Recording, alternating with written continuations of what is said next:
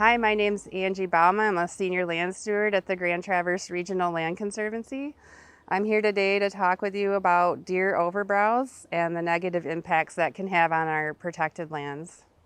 White-tailed deer are native to Michigan and are an important part of the ecosystems, but when their numbers are out of balance and the deer herd number is too high, the impact on our native flora and fauna can be very severe. It's been well documented that over the decades, with fewer natural predators, less habitat, and fewer hunters in the woods, the deer population has continued to increase, and this impact has had a direct effect on our native plants and animals of the region.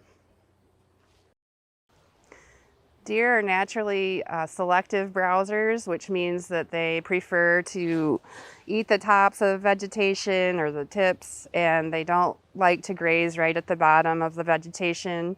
They like to select the most edible and nutritious and healthy foods that they can find. So in an ideal habitat for deer where they were in regular numbers and they weren't overcrowded, their browse pressure on the vegetation would be minimal. However, if they are concentrated in one area and there are more deer than that forest can support, the impact is going to be detrimental to the native flora that would be found there normally.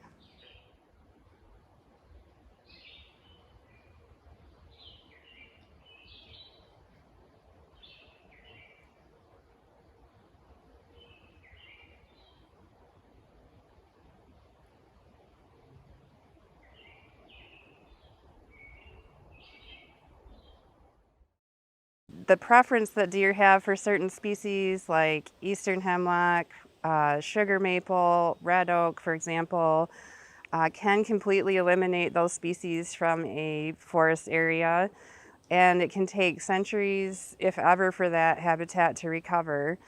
In some cases, native forbs like our beloved lady slipper orchids and wood lilies are completely eliminated because these species are a preferred browse species of white-tailed deer in the summer months.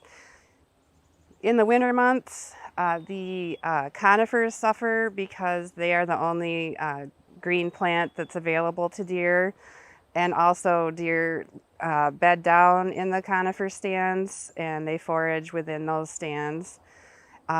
Most conifers like cedar and hemlock are very slow growing as well. And in a forest like this, you would expect to see a diverse layer of vegetation, including young cedars or young hemlocks, birch. You'd see a diverse assortment of plant species. Unfortunately, what you have in this situation is a spot that's been overbrowsed for maybe decades, and the impact is pretty obvious. There's nothing growing in the understory. The secondary impacts to our songbirds has also been studied, and they found that there's a 50 to 70% decline of songbirds in overbrowsed deer habitat. And the impact on songbirds is significant because they rely upon this vertical layering of vegetation for nesting, foraging, and for food. So when that layer is gone, they literally lose their habitat, even in an older forest like this. The other effect that you'll see from deer congregating in one spot is the browse line. This is a term that we use for this line that's created on coniferous forests, especially cedar, where the deer will reach up as high as they can to nibble on the evergreen leaves of the cedar trees. And right away when you see this forest, you would know there were a lot of deer here just from seeing that browse line.